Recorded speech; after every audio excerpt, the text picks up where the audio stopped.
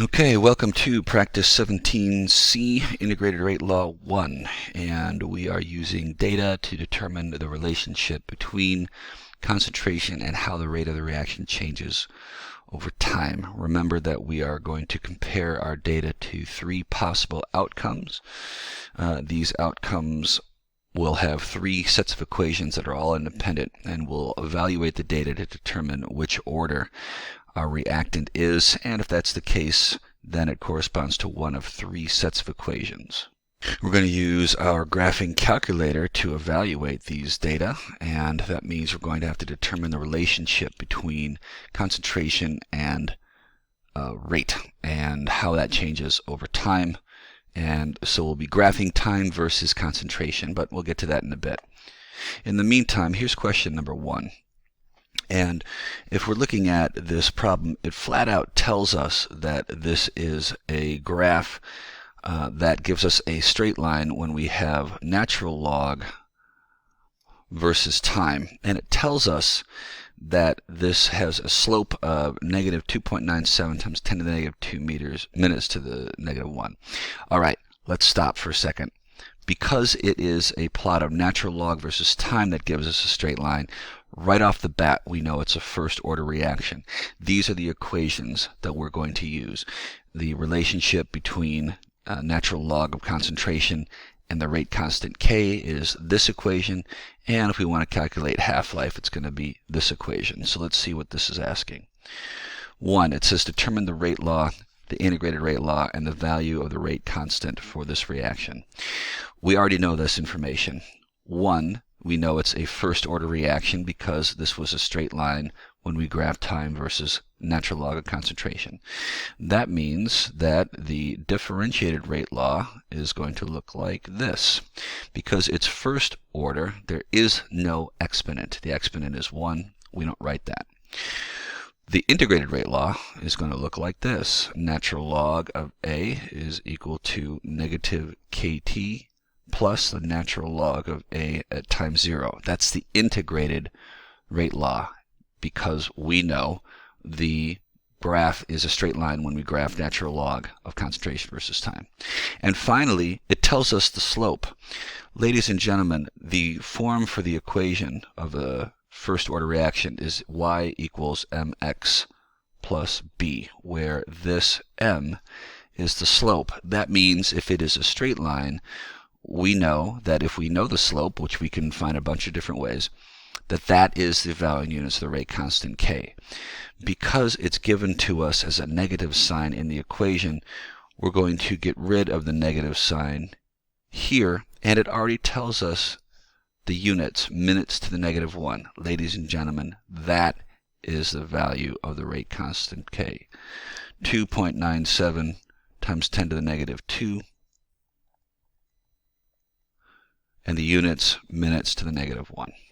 Okay? So you already found A. You didn't have to set up a single calculation. Part B, it's asking us to find the half-life. And for a first order reaction, half-life is always equal to this, 0.693 over K. Well, we already know K. We already know K is the rate constant, 2.97 times 10 to the negative 2 minutes to the negative 1. And because there's only the one unit, minutes, and it's in the denominator and it's already inverted, then when we take the inverse of something that's inverted, we get the regular units. So the units for half-life are going to be minutes, and that works. All we have to do is take out calculator, which I have right here, and we're going to say 0.693, and we're going to divide it by this rate constant K, which we said is 2.97, and of course times 10 to the negative second. We've already described what happens to the units, ladies and gentlemen. There are no units on the top. There's nothing to cancel but minutes in the denominator. Minutes to the negative 1 in the denominator becomes minutes. Here is our half-life, 23.33 minutes. And the last one, how much time is required for the concentration of A to decrease to 2.5 times 10 to the negative third? So what we're going to do is we're going to plug this right into the equation for the rate law. Here's what we know. Natural log of A is equal to negative KT plus the natural log of A at time 0. All right, well, we already know the concentration of A at time 0 because it tells us that right there in the problem. 2 times 10 to the negative 2 molar. We also know the concentration of A at our target time. So we're trying to find out how much time is going to take for our concentration to drop from 2 times 10 to the negative 2 molar to 2.5 times 10 to the negative 3rd molar. I'm going to plug that right into this equation. So let's rewrite this, because what we're trying to find is the natural log of our concentration at 2.5 times 10 to the negative 3rd molar equal to negative K, which we know, 2.97 times 10 to the negative 2 minutes to the negative 1, times the time T that we don't know. And we're going to add to this the natural log of the concentration at time 0, which we know is 2 times 10 to the negative 2 molar. All right, we want to solve for time. So what I'm going to do to solve for time, and I'm going to write this down here so I have more space. We're saying natural log of 2.5 times 10 to the negative 3rd molar. I wrote minutes, sorry.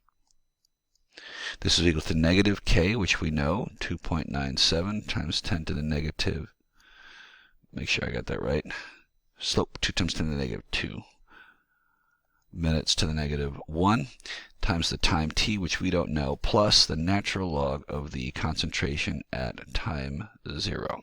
Okay, we want to solve for T. How are we going to do that?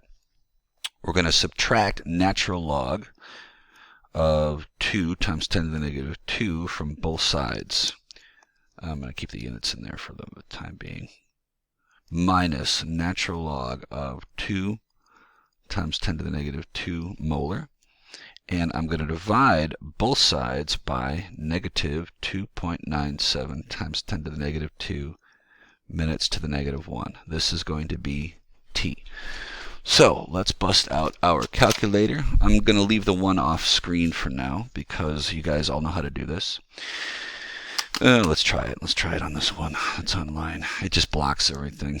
We'll put it over here. Okay.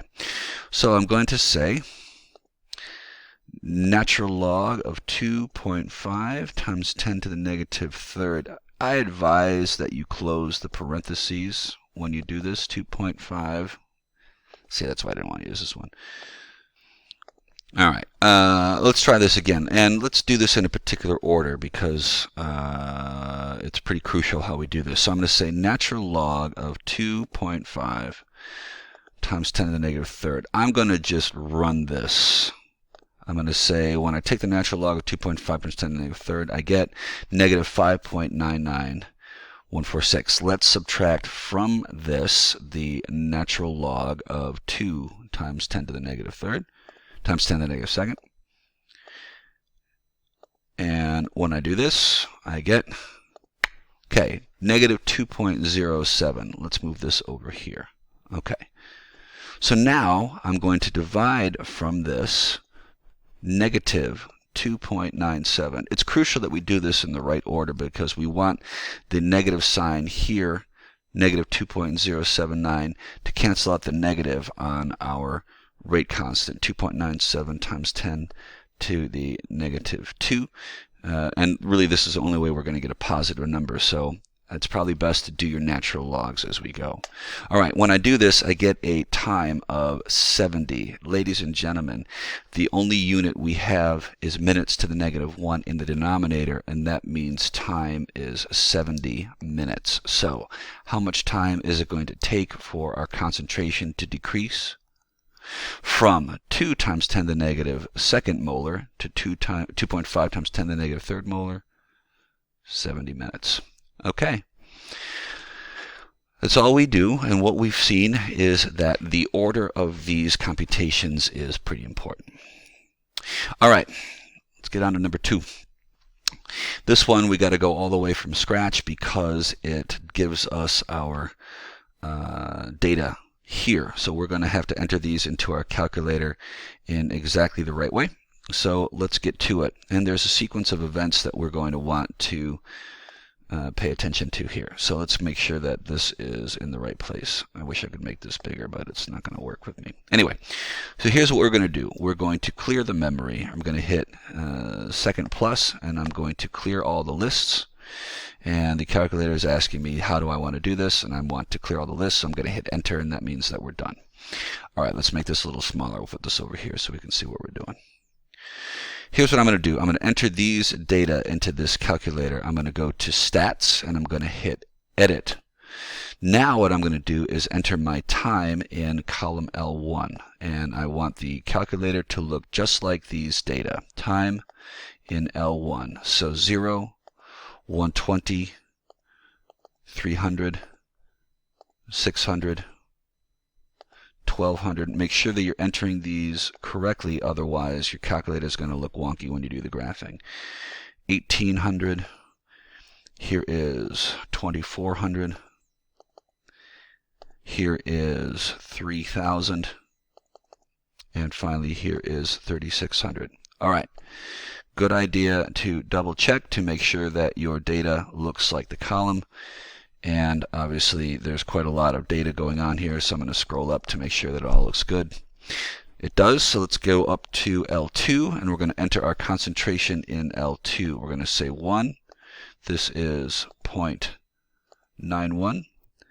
Here is 0.78. Here is 0.59. 0.37. This is 0.22.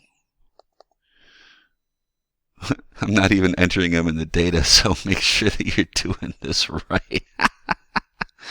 I was looking at the calculator keypad. I wasn't looking at my data. Let's go back up here to edit. Okay, that's better.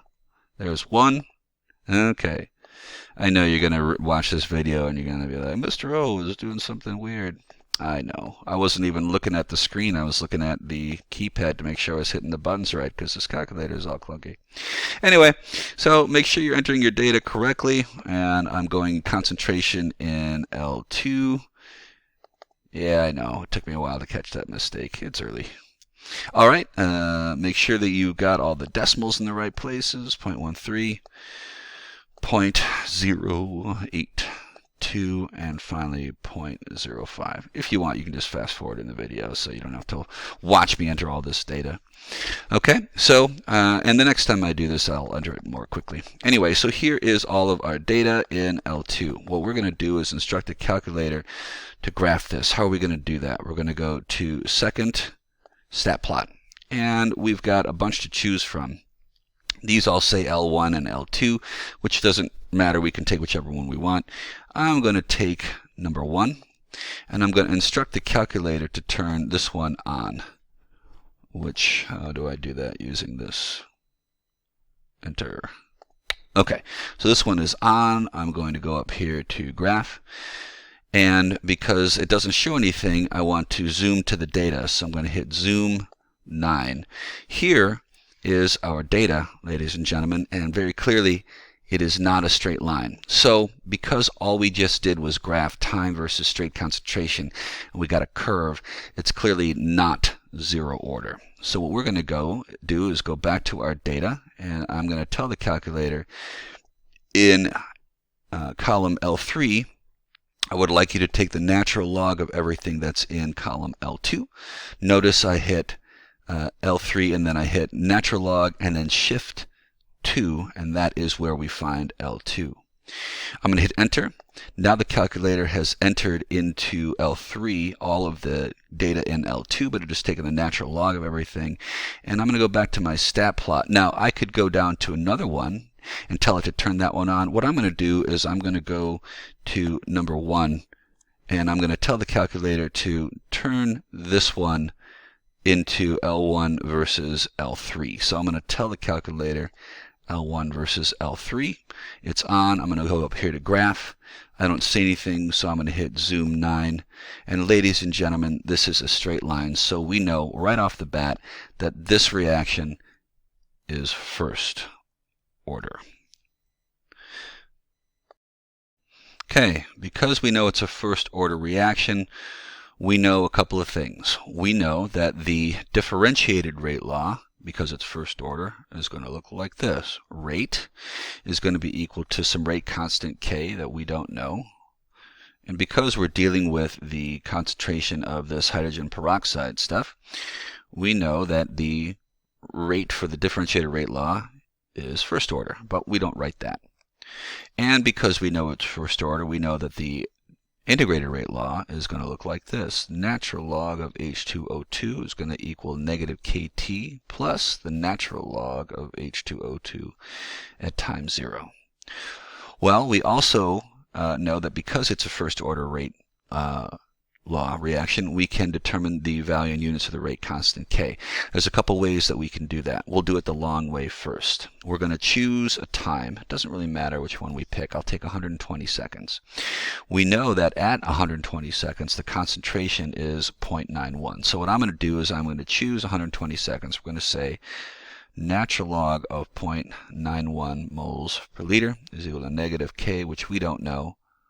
We've chosen 120 seconds plus the natural log of the concentration at time 0.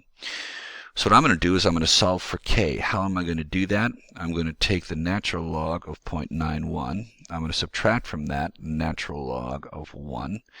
I'm going to divide both sides by 120 seconds. When we do that, the only unit that we're going to have left is going to be seconds on the bottom. So let's go back to our calculator. And let's turn our calculator into just a regular old calculator again. And we're going to say, and I don't want any of this. Let's get down here. I'm just going to clear all this. So now what we're going to do is we're going to say natural log of 0.91. I'm going to express this so that the calculator has it. And from here, I'll take natural log of 1. Here is what we get when we subtract natural log of 0.91. If we subtract natural log of 1 from natural log of 0.91, now we're going to divide this by our time, 120 seconds.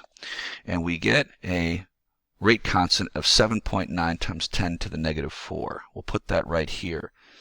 Actually, let's make sure we're reading that correctly. Yeah, 7.9 times 10 to the negative 4, and it's a negative number. That goes into the fact that this is a negative KT. So obviously, when we do this, our answer is negative simply because the slope is negative. We're going to say 7.9 times 10 to the negative 4. Our units are seconds to the negative 1. All right, you're saying, Mr. O, that is going to take me way too long. I don't like that. Well, there's another way we can do this. We're going to go up here to our statistics, and they're all still right here in the calculator. What I'm going to do is I'm going to instruct the calculator to run a linear regression. That's going to be a number 4. I can either hit number 4 or scroll down to it. I'm going to instruct the calculator to take the linear regression of x on the L1 and on the y L3, because that's where our natural log of concentration is. And we'll go down to calculate. Whoops, I did something weird. Let's go back here. Okay, so we're going to run a linear regression. I'm just going to hit 4. We've already got the calculator set up to say L1 versus L2. Let's scroll down to this and make this L3, and we'll scroll down to calculate.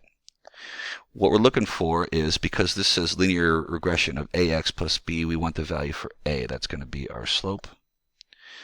Ladies and gentlemen, it gives us a value of 8.3 times 10 to the negative 4. We're just going to ascribe to that fact that there is variance in the data.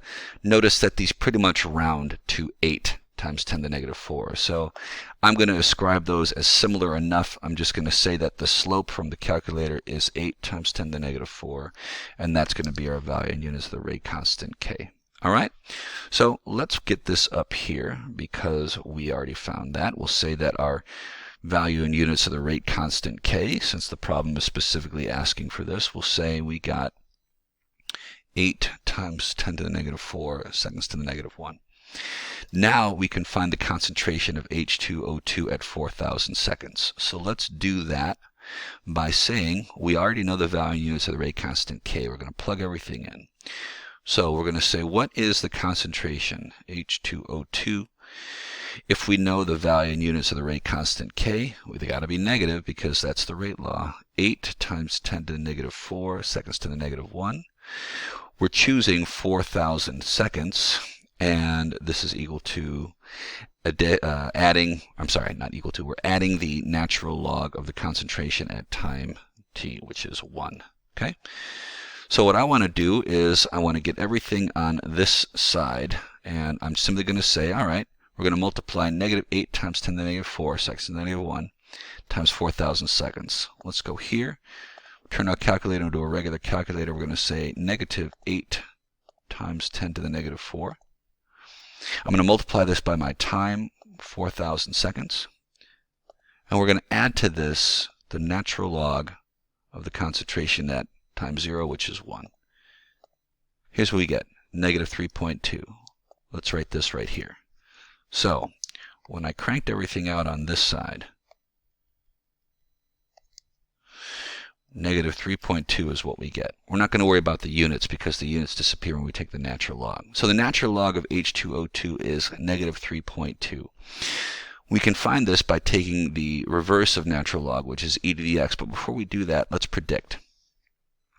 There's clearly a trend to our concentration. It's decreasing to 0.37 at 1200 seconds, 0.22 at 1800 seconds, 0.13 at 2400 seconds, 0.082 at 3000 seconds, and 0.05 at 3600 seconds. We're going to 4000 seconds. I'm expecting my answer to be somewhere less than 0.05. If I don't get that, it means I've done something weird. So our answer should fall into our data. Let's go back to our calculator. And what we're going to do is we're going to ask the calculator to take the inverse of natural log, which is e to the x, and we're going to plug in -3.2. We're expecting an answer somewhere less than 0.05. What do we get? And make sure you do this correctly, because I just didn't. Natural log of 3.2. Here we go. Our answer should be something less than 0.05. 0.041, and that fits in perfectly with our data, and so that means that at 4,000 seconds the concentration of H2O2 is 0.041, and because the units disappear when we took the natural log, we'll just say that it's moles per liter. There you go. Okay. Last one, short and sweet. We've got some data, not as much as the last one. So let's enter this data into our calculator. Let's go to this one. I'm going to make this as big as I can. And what I want to do is get this one ready. So I'm going to clear the memory by going to number 4 to clear all lists. And that means we can enter these data right here. Okay, let's get this over to L1. So here's what I'm doing. I'm going to put time in L1. We'll say 0. We'll say this is 1.2 times 10 to the third. Whoops. 1.2 times 10 to the third. It's good to double check to make sure you're entering your data correctly. This is 3 times 10 to the third. This is 4.5 times 10 to the third. This is 9 times 10 to the third. And finally, this is 1.8 times 10 to the fourth. Okay, oops. See, you got to make sure you're catching your mistakes. I'm looking at the data, not looking at the screen. That's my excuse, and I'm going to stick with it. It's early. Times 10 to the... Hang on, I got this all backwards. Let's get rid of that one completely. All right, we'll say 1.8 times 10 to the fourth. I like that better. Okay, do those line up? They look good. Let's go up here to L2. We'll enter our concentration, say 0.5, 0.444. This is 0.381, 0.340, 0.250. This calculator is pretty clunky, ladies and gentlemen. That's why I don't like using it, but it's easiest. And finally, 0.174. Okay, got all of our data. Now we can go to the graphing. Let's get up here and we'll turn on our stat plot. This one is currently set up to graph L1 versus L3. I'm going to change this. It's already on, but we're going to turn it to L1 L1 on the X and L2 on the Y. It's all set. Let's go to graph. I don't see anything, so I'm going to go zoom 9. Obviously, this is not a straight line, so we need to evaluate our data further. How are we going to do that? Let's go back to our data, and we're going to instruct our calculator to do everything in L3. What do we want to do? We want to take the natural log of everything that's in L2. So I'm going to say natural log of everything that's in L2, and now the calculator is taking everything that's in L2 and taking the natural log. Now let's graph that. So I'm going to continue using statplot1 because it's on, and I mean on this calculator it's a little clunkier, so that's just easier for me. I'm going to graph L1 versus L3. We're going to hit zoom 9, and this is also not a straight line. It looks like it could be. I'll tell you what, let's do this. Maybe you're looking at this and you're saying that's clearly a straight line. I say it isn't, but we can verify this by running one more test. Let's go back up here to our data. We'll hit this data by taking the inverse of the concentration. So now what I'm going to do is I'm going to tell the calculator, here's what I want you to do. In L4, I want you to take everything that's in L2 and I want you to invert it. Now everything that's in L2 is inverted. So 0.5, which is otherwise saying 1 over 2, is now 2. Let's go back to our stat plot and let's modify graph number 1. You can choose any of these plots that you want if you wanted to compare them. But I'm not going to do that. I'm just going to scroll down and change this so that now it is not graphing L1 versus L2 or L3. Now it is graphing L1 versus L4. I'm going to hit graph, and because I want to see all the data, ladies and gentlemen, I'm going to say that that is a straight line. Very obviously not the plot versus L1 versus L3. What does that tell us? That tells us that this reaction is clearly second order. And that means that its rate laws look a little different than the previous example. So we know that the differentiated rate law, because it's second order, is going to be equal to K times the concentration of NO2, but it is second order, so there is now an exponent, and that our integrated rate law is going to look like this. The inverse of concentration of NO2 is going to be equal to KT plus the inverse of NO2 at time 0. We also need to find the value in units of the rate constant K, and there's two ways that we can do it. One of them is we're going to solve. So we're going to do that by we're going to pick some time. I'm going to pick 1200 seconds, so we know the concentration is 0.444. So I'm going to take the inverse of 0.444 moles per liter. And I'm going to subtract from this the inverse of the concentration at time 0, which is 0.5 moles per liter. And then we're going to take all that and divide it by the time which we picked, which is 1.2 times 10 to the third, not negative third. 1.2 times 10 to the third seconds. So let's do this on the calculator and see what we get. So let's turn this back into a regular calculator, and we're going to say 0.444. I'm going to invert that.